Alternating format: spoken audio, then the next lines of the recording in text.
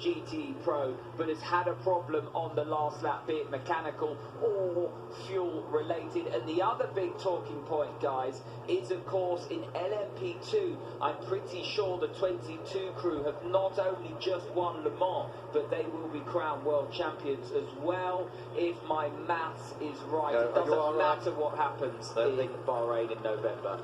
Tom, your maths is absolutely spot on. Well done, well done. 16 non-classified finishers out of the 59 starters. That's only 43 finishers, so that was a hard final hour, wasn't it? And interestingly, guys, that final safety car was lifted with 24 minutes left to go. So we have just seen not only the 24 hours of Le Mans, but the 24 minutes of Le Mans, which was even more thrilling. So pleased with TF Sport, Tom Ferrier's team, that have just gone from strength to strength to strength over recent years. Tom himself, obviously a brilliant driver in the past too, but showing himself to be a very adept and capable team owner as well. Yeah, but the great thing there, Sam, of course, he's not only beaten the opposition in AM, but he's also beaten the factory car, and that must feel even better. Yeah, and of course it's the first time racing that version of the Aston Martin Vantage here at Le Mans for them. So, come on guys, we've always asked this question. Drive of the race. Who, what? Do you know what, Mark? I'm going to go with what you might think is not a very creative answer, but it could apply to any one of those Toyota drivers. But I'm going to say Brendan Hartley, because they just don't make mistakes, these guys. I mean, I suppose it's just as deserving for Kaz Nakajima and Seb Buemi, but I just get the impression that Brendan can be plugged into any car, any team, any situation, and he will circulate as fast as the car is capable for as long as is necessary without interruption. And in this case, it's bagged him another Le Mans 24-hour victory. Yeah, I'm going to go with one of either of the LMP2 race winning crews, the 22 car, or I have to say both the 97 or 51 crews in GTE Pro, the Aston Martin crew and the AF Corsa crews.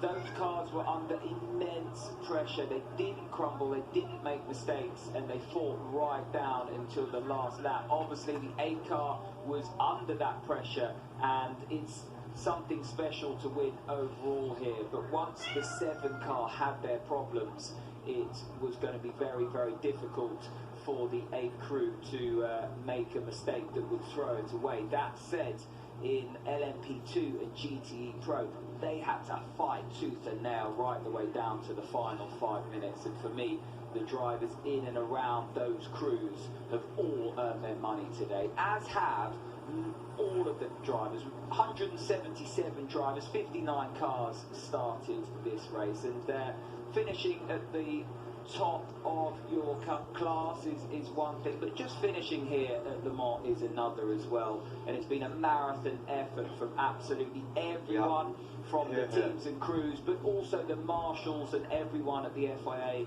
and the ACO. There are the marshals, the Orange Army, as they're so often referred to, but they've done a remarkable job to keep everyone safe and to keep the race running. Well, my vote guy goes to the guy who's just getting out of that United car, Phil Hanson. I'm going for him. He's just 21 years old. He's the youngest member of that crew by a great, great margin. But what a cool head on those young shoulders in those closing laps. And Zak Brown, as you can see, absolutely delighted with the job that he did. That's my vote of driver of the race. Well, Phil Hanson, the youngest starter here, made his debut at 17. Is he still the youngest starter? Yeah, absolutely. He's an experienced hand at 21. That's an incredible statistics, the modern way, isn't it? But yeah, you're absolutely right. He was under big pressure from Jota and Anthony Davidson. And Anthony's been here and done it before, but for Phil Hanson, he was having to soak that up, and he did it in spectacular fashion where others have made mistakes. There's Charlie Eastwood, and Damien Faulkner's already tweeted out, it's great to see Charlie win his class. And for Tom Ferrier and Aston Martin, a fabulous victory in GTE Am.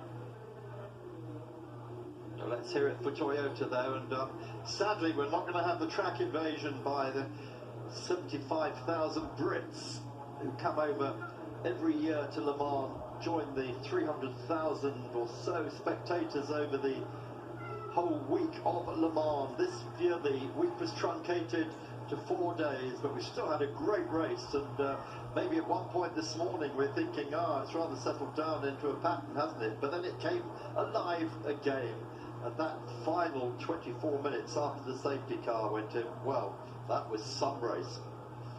It absolutely was, and I know I speak for everyone at Eurosport regarding the crew. Chris Parsons, Mark Cole, Sam Hancock, Damon Faulkner, Louise Beckett, Guinel Longy, Toby Moody, Jenny Gow, and everyone that's put the production together. Thank you for everyone that's tuned in, kept us company on Twitter. From wherever you are in the world, you've made a great race even more special. It's been great to have you along on this journey, and I think the interviews now are going to roll out underneath what is one of the most iconic podiums in international motorsport. As Mark said, we don't have the crowd invasion, but we still have the emotion, we still have the narrative, and we still have the joy and jubilation for these drivers and crews. A moment they will never forget, winning here at Le Mans.